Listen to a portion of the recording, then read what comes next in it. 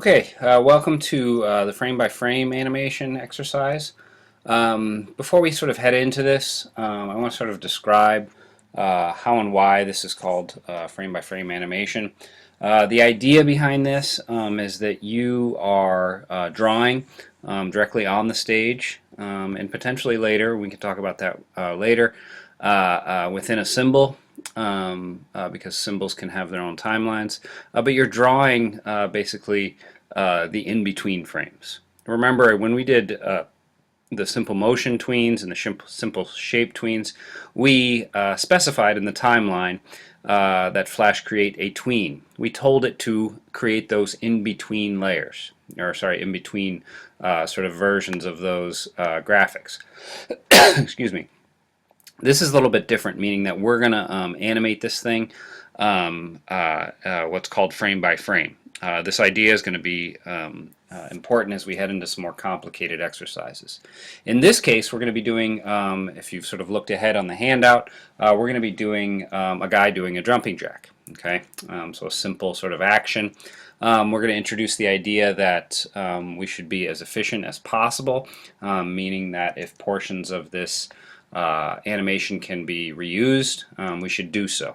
Okay, this is going to be more of a drawn exercise instead of sort of making these symbols. So we're going to be drawing directly on the stage. Okay, so without further ado, as usual, I'm going to skip forward to step 4 here, which says choose the brush tool. So I'm going to go up to this and I'm going to choose that brush tool. Okay, just as a side note, down here you have brush shape and brush size.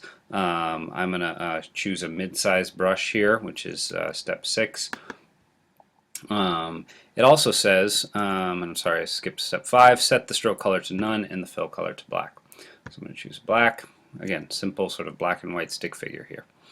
I am going to, it says, sorry, step 7, draw a stick figure face and torso directly on the stage while leaving room for the arms and legs. Okay, so what we're going to be doing is basically setting up an opportunity to, as I said before, be as efficient as possible. So I just want the head and the torso of the stick figure. I'm going to explain why in a minute. Again, this is a stick figure.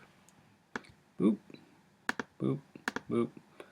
Let's make our guy kind of whatever. Pretty straightforward. Okay. Now, the reason we're just drawing this is that we're going to be sort of using him as the basis from which all the other animated portions of this are going to grow out of. Okay.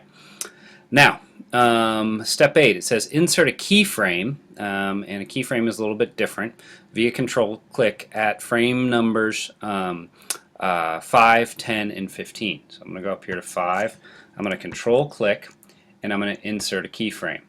Okay, I'm going to go to 10. I'm going to control click, insert a keyframe. I'm going to go to frame 15, and insert a keyframe. Now, what inserting a keyframe does, and we've dealt with sort of the motion tweens that create these tween frames. You'll note up here on the timeline that we have that black solid dot. That represents a keyframe. That represents something in the timeline that there is a change. Okay, and I explained the sort of idea of keyframing at the beginning, I think in the Flash Basics video. Okay, so if we have something that is, I always say, if something is so here, something is potentially different here. Okay, so again, in parentheses on that step 8, it says not a blank keyframe, but a keyframe. What that does is it carries over this stuff into the next, into that frame.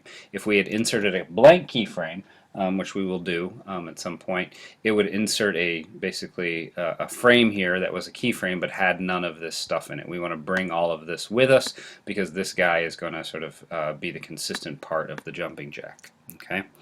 Now, it says click on frame number 1 where there should be a keyframe. There is. Okay. Step 10, choose your brush tool and draw arms and legs in the standing position. We're making a guy that is going to have jumping jacks, so we need to leave room for him to do a jumping jack. Okay, So he's just sort of like that. Okay. Now, it says click on frame number 5. Okay, when we go up to 5 here, we're going to lose his arms and legs. Okay, and you can probably imagine where this is going. It says choose your brush tool and draw arms and legs in the moving moving midway up the body. There are 4 steps to the top of the jumping jack. So keep in mind there's 4 steps. So we're going to move the legs out, and I can sort of look here if I want to sort of see where those were. Okay, I can click there. And I want the legs to come out a little bit more. I want the arms to start coming up. And if I want, I can sort of move my playhead back, and I can see, yes, that's sort of on his way. Okay. Now it says repeat for keyframes 10 and 15, with frame 15 ending with the arms above the head outstretched. Okay, so I'm going to quickly do that. I don't need to stop the video. So he's going to do a real wide jumping jack, and we're sort of headed up.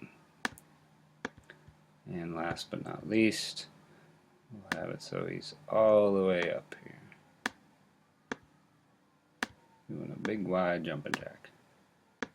Okay, I can move the playhead back and forth and sort of see, yeah, his arms are growing a little bit, but we get the idea.